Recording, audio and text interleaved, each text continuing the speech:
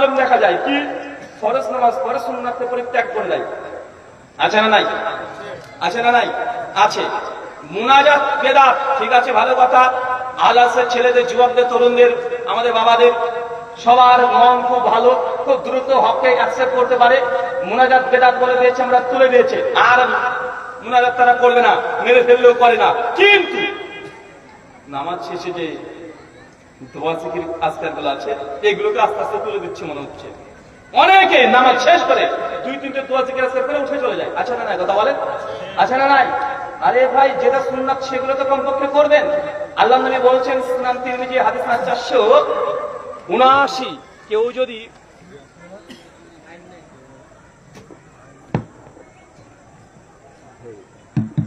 কেউ যদি প্রতিদিন জোহরে 12 রাকাত নামাজ পড়ে, কত রাকাত?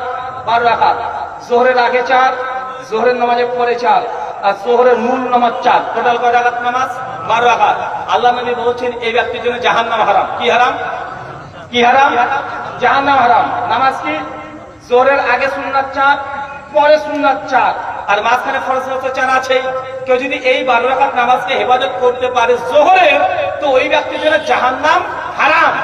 অনেক ক্ষেত্রে আমরা দেখি যে সুন্নাতের উপরে আমাদের অবজ্ঞা আছে, মানে সুন্নাতের কোনো সমস্যা নেই, না পড়লেও হবে, না পড়লেও হবে বলে আপনি সুন্নাতকে পরিত্যাগ করে দিচ্ছেন।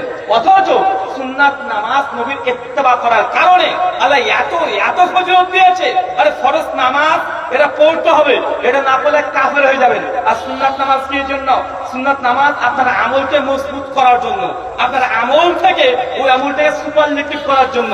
সুন্নাত নামাজ দিয়ে বা সুন্নাত বা নফল ইবাদত দিয়ে আপনি যেন জান্নাতের আরো মাকাম উঁচু হতে পারে, এই জন্য আপনাকে এইগুলো করতে হয়। আরে আপনি যখন যে কোনো ফরজ ইবাদত করছেন, আরে ওটা না করলে তো আপনি কাফের, ওটা না করলে তো আপনি মোদি, বুঝেননি মনে হয়? ওটা না করলে কি আপনি ইসলামের যে বিধানগুলো আছে, নামাজ, হজ, যাকাত, কালেমা, এটা যদি আপনি না করেন, আপনি কি? আপনি মোদি আর যোগী? কোন পার্থক্য আছে নাকি? পার্থক্য তো নাই। কিন্তু এগুলো করে আপনি মুসলমান হচ্ছেন, কিন্তু মুসলমান হওয়ার পরে নাম্বারিং 100তে 100 নিতে হবে, 100তে 34 পেয়ে পাস করলে তো হবে না। 100তে 34 পেয়ে পাস করতে চাইলে আপনি নামাজ 5 ওয়াক্ত করে সেটা বললে যথেষ্ট হয়ে গেল, অন্তত পাস করে যাবেন। কিন্তু আপনি যদি মনে করেন না না না না, নবীর সঙ্গে জান্নাতে থাকতে চাই, সিদ্দিক আবু বকরের সঙ্গে প্রতিবেশী হতে চাই, ওমর ইবনুল খাত্তাবের সঙ্গে থাকতে চাই, ইমাম বুখারী রাহিমাহুল্লাহ যে মর্যাদা সলিহিন ওই সব ব্যক্তিদের সঙ্গে থাকতে চাই।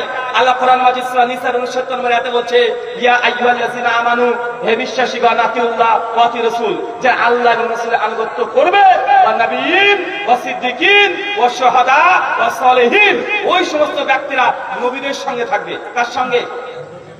জান্নাতের ক্যাটাগরি আছে না নাই? জান্নাতের 8টা দরজা আছে, জান্নাতের ক্লাসিফিকেশন ভাগ আছে। দুনিয়াতে যেমন পাওয়া যায় বিভিন্ন রকমের ক্লাসিফিকেশন, জান্নাতে বিভিন্ন ক্লাসিফিকেশন আছে।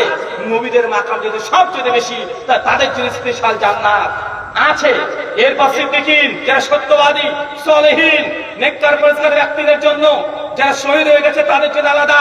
এখন সবচেয়ে জান্নাতের মধ্যে জান্নাতুল ফেরদৌস এর দামি জায়গা, জান্নাতুল ফেরদৌস, আর তার মধ্যে সবচেয়ে বেস্ট জায়গা নবীরা যেখানে থাকবেন ওই জায়গাতে আপনি প্রতিবেশী হতে পারবেন। এখন আপনাকে যদি বলা হয় কলকাতা সেক্টর 5-এ আপনাকে জমি দেওয়া হবে, জমির দাম বেশি না কম? বেশি। টালিগঞ্জের জমি দেওয়া হবে, দাম বেশি না কম? আপনাদের এই অঞ্চলের জমি আর কলকাতার টালিগঞ্জের জমির দাম কম বেশি আছে না নাই? জান্নাতে আল্লাহ সুবহানাহু ওয়া তাআলা নবীদের সঙ্গে যে জান্নাতে থাকবেন, তার মানে আপনাকে কি হিসাব বুঝাতে হবে যে সেই জায়গাটা কত দামি হতে পারে, সেই জায়গাটা কত সুন্দর হতে পারে। আর সবচেয়ে বড় কথা, যে নবীকে না দেখে বিশ্বাস করেছেন, না দেখে ঈমান এনেছেন, না দেখে জানের চেয়ে বেশি ভালোবেসেছেন, সকাল বিকাল সেই নবীর সঙ্গে আপনার সাক্ষাৎ হয়, তার যে জান্নাতে সালাম দিতে পারেন, তার সঙ্গে যদি আপনি উঠা বসা করতে পারেন, ঘোরাঘুরি করতে পারেন, ভাই বলেন তো কত মজা লাগবে। এখনই যদি বলি যে অমিতাভ বচ্চনের বাড়ির পেছনে, সালমান খানের বাড়ির পেছনে, কিং খান, শাহরুখ খানের বাড়ির পেছনে আপনাকে একটা জমি দেওয়া হবে, আপনি কি করবেন? কি করবেন? মানে সব জমি বিক্রি করে হলো করে কে কিনবেন? কিনবেন না? কিনবেন কি কিনবেন না? কারণ দুনিয়াতে যাকে আপনি ভালোবাসেন, তাকে দেখার জন্য আপনি 200 কিলোমিটার 400 কিলোমিটার ছুটে চলে যান, যে তাকে একসঙ্গে দেখবো, তার সাথে ছবি তুলবো। আর তাকে যদি বলে আপনি যে ব্যক্তিকে এত ভালোবাসেন, পছন্দ করেন, আরে তার বাড়িতে আপনাকে এক গোলামিত্ব বলতে হবে, আপনি তাতেও রাজি হয়ে যাবেন। আছে না না এমন পাগল? আছে না নাই যে নায়ক কিয়া করে এত